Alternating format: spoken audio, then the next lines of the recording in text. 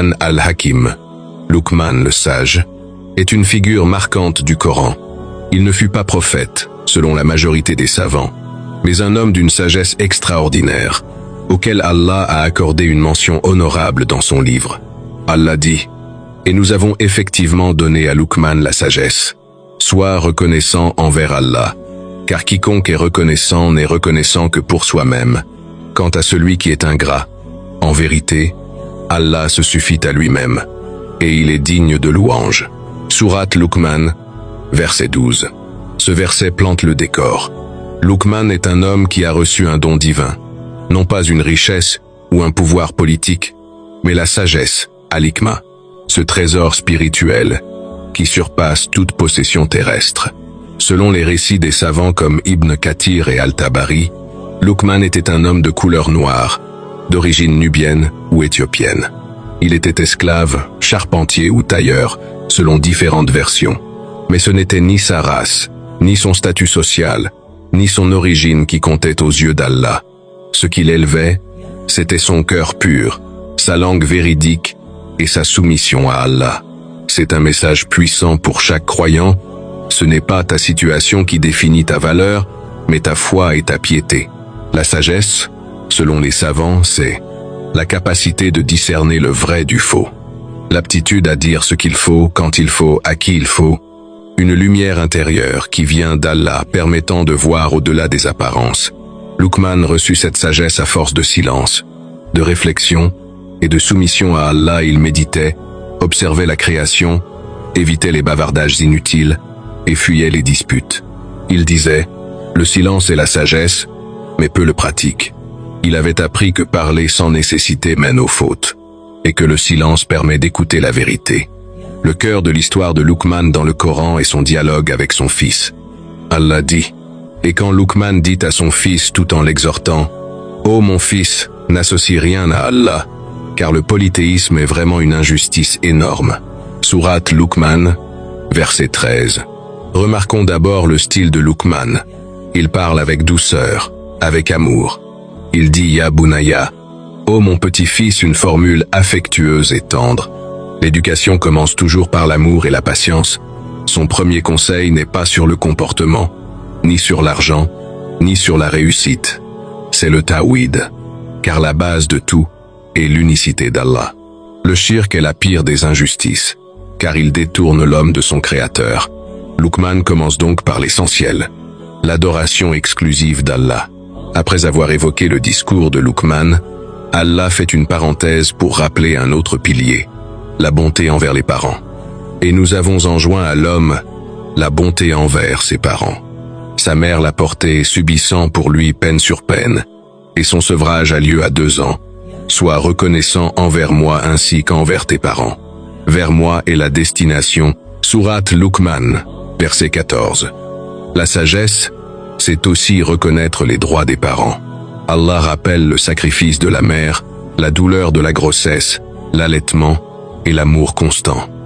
Mais il y a une limite, et si tous deux te forcent à m'associer ce dont tu n'as aucune connaissance, alors ne leur obéis pas, mais reste avec eux ici-bas de façon convenable. Sourate Luqman, verset 15. L'obéissance à Allah prime sur tout. Mais même si les parents appellent au mal, on continue de les traiter avec douceur. Voilà l'équilibre parfait entre foi et respect. Luqman continue d'éduquer son fils. « Ô mon fils, si quelque chose pesant le poids d'un grain de moutarde se trouvait dans un rocher, ou dans les cieux, ou sur la terre, Allah le ferait venir. Allah est infiniment subtil et parfaitement connaisseur. » Sourate Luqman, verset 6. Ici, Luqman enseigne la foi en l'omniscience d'Allah. Rien ne lui échappe, même la chose la plus infime, cachée dans un rocher ou perdue dans l'univers. Allah la connaît. Ce verset développe chez l'enfant une crainte consciente d'Allah, taqwa, savoir que Dieu voit tout, entend tout et connaît tout. C'est le meilleur garde-fou contre le péché. Luqman poursuit avec des conseils pratiques. « Ô mon fils, accomplis la prière, ordonne le bien, interdis le mal, et endure avec patience ce qui t'atteint. Telle est la résolution à prendre dans toute entreprise. » Sourate Luqman, verset 17. La prière, le lien entre le serviteur et son Seigneur. C'est la première chose à préserver. Le bon conseil, être actif dans la société. Appeler au bien, lutter contre l'injustice. La patience, indispensable pour supporter les difficultés. Appeler au bien attire souvent des oppositions, des critiques. Il faut donc être patient. Ces trois piliers, Salah, Amr bil Maruf, Sabre, sont les fondations du bon musulman. Luqman, maître de la sagesse, n'oublie pas l'éthique sociale et ne détourne pas ton visage des gens avec orgueil et ne foule pas la terre avec arrogance, car Allah n'aime pas le présomptueux plein de glorioles. Sourate Luqman, verset 18. Sois modéré dans ta démarche et baisse ta voix, car la voix la plus détestée, c'est bien la voix des ânes. Sourate Luqman, verset 19. Il enseigne ici l'humilité, ne pas être hautain, ni mépriser les autres. La modestie dans la démarche, éviter la fierté ostentatoire. La retenue dans la parole, ne pas crier, ni parler sans nécessité. Même la façon de marcher et de parler doit refléter la noblesse spirituelle du croyant. En dehors du Coran, de nombreux récits rapportent d'autres sagesses de Luqman. Il disait « J'ai appris la sagesse des langues des fous ». C'est à dire qu'il observait les erreurs des autres pour apprendre à ne pas les reproduire. À la question « Comment as-tu acquis la sagesse ?» il répondait « En gardant le silence, en réfléchissant profondément et en évitant ce qui ne me concerne pas. » Il disait aussi « Sois comme l'arbre qui, même si les gens le lapidant, leur donne ses fruits. » Ces paroles montrent que la sagesse ne vient pas simplement de la connaissance, mais de l'expérience, la réflexion et le bon caractère. Certains se demandaient s'il était prophète, mais selon la majorité des savants, il ne l'était pas. Il était un homme pieux, vertueux, élevé par Allah pour sa sagesse. L'imam Malik disait, il n'était pas prophète, mais un homme vertueux. Qu'il ait été esclave ou libre, riche ou pauvre, n'avait aucune importance. Ce qui comptait, c'était qu'Allah l'avait choisi pour être un guide de sagesse pour l'humanité. Son nom est associé à une sourate du Coran, ce qui témoigne de sa grandeur. Luqman n'a pas gardé sa sagesse pour lui. Il l'a transmise avec patience, douceur et stratégie. Son premier élève fut son propre fils, mais son enseignement s'étendait à tous ceux qui voulaient apprendre. Il disait, « L'homme sage est comme le jardinier, il plante les graines dans les cœurs, arrose avec la douceur et récolte par la patience. » Luqman savait que la sagesse ne s'impose pas. Elle se transmet par l'exemple, par des mots bien choisis, au moment opportun. Il ne forçait jamais, mais éveillait la conscience. Des centaines de maximes sont attribuées à Luqman. En voici quelques-unes célèbres et pleines de sens. 3 choses ne reviennent jamais: la flèche tirée, le mot prononcé et le moment passé. Le cœur du sage est dans sa bouche, et la bouche de l'ignorant est dans son cœur. Ne dévalorise personne, car le moustique peut faire pleurer le roi. Il y a 3 sortes d'amis. Celui qui est comme la nourriture, dont tu as toujours besoin. Celui qui est comme un médicament, dont tu as besoin parfois. Et celui qui est comme une maladie, dont tu n'as jamais besoin. Ces paroles sont simples, mais contiennent des vérités profondes sur la vie, la relation à autrui et la responsabilité de l'homme envers ses paroles et ses actes. Un jour, un homme lui dit, « N'es-tu pas l'esclave de telle tribu ?» Il répondit calmement, « Oui, mais c'est la servitude d'ici-bas. Ce qui m'importe, c'est la liberté de mon âme auprès d'Allah. » Il ne se plaignait jamais de son statut. Au contraire, il en faisait un outil pour grandir spirituellement. Il disait, « Celui qui connaît Allah ne s'humilie devant aucune créature. » Et aussi, l'honneur ne réside pas dans la richesse ou la lignée, mais dans la vérité, la foi et la pureté du cœur. Luqman était un homme silencieux. Il parlait peu, mais chaque mot comptait.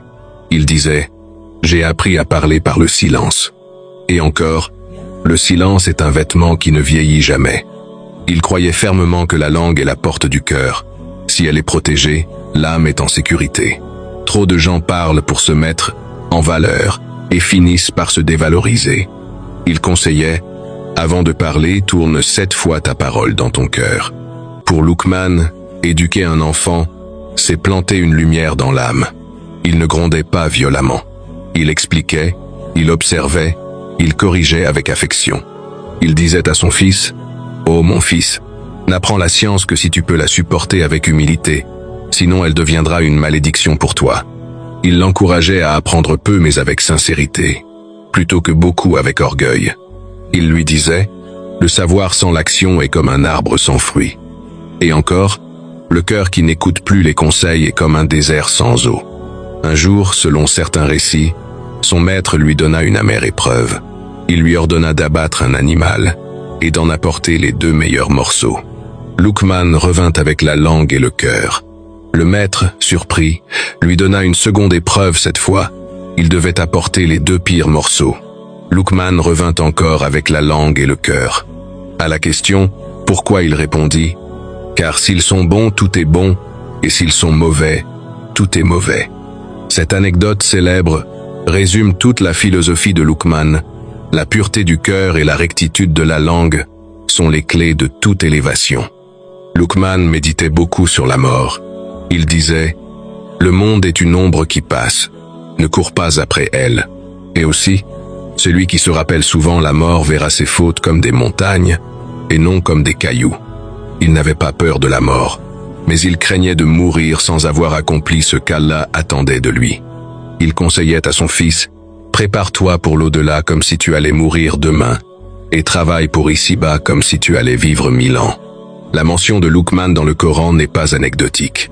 Allah a consacré une sourate entière à sa sagesse, et celle-ci a été révélée à une époque où les Quraïsh méprisaient les esclaves, les étrangers et les gens sans tribu noble. Allah leur rappelait ainsi que la grandeur ne réside pas dans le prestige, mais dans la foi et la sagesse. Cela donne un message universel. Tu peux être pauvre, oublié, rejeté, mais si tu es sincère avec Allah, il fera que ton nom soit mémorisé jusqu'à la fin des temps. Luqman est un modèle pour les parents qui cherchent à transmettre la foi et l'éthique à leurs enfants, les enseignants qui veulent guider avec douceur et intelligence, les jeunes qui cherchent un sens à leur vie, les musulmans qui veulent vivre avec foi dans un monde rempli d'épreuves. Ces enseignements traversent les âges, car ils touchent le cœur de l'homme.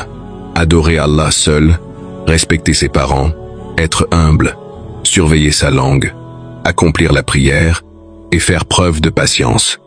Luqman n'a pas laissé de royaume, ni de palais, ni de trésors, mais il a laissé des paroles éternelles, gravées dans le Coran, protégées par Allah. Il a démontré qu'un homme simple, en apparence, peut devenir un géant de sagesse, si son cœur est pur et sa foi sincère. Il incarne l'idéal du musulman, équilibré, sage, pieux, humble et utile aux autres. Aujourd'hui encore, chaque verset, chaque mot de Luqman est une lumière pour celui qui cherche la vérité. Et chacun de ses conseils est un miroir dans lequel nous pouvons examiner nos propres âmes.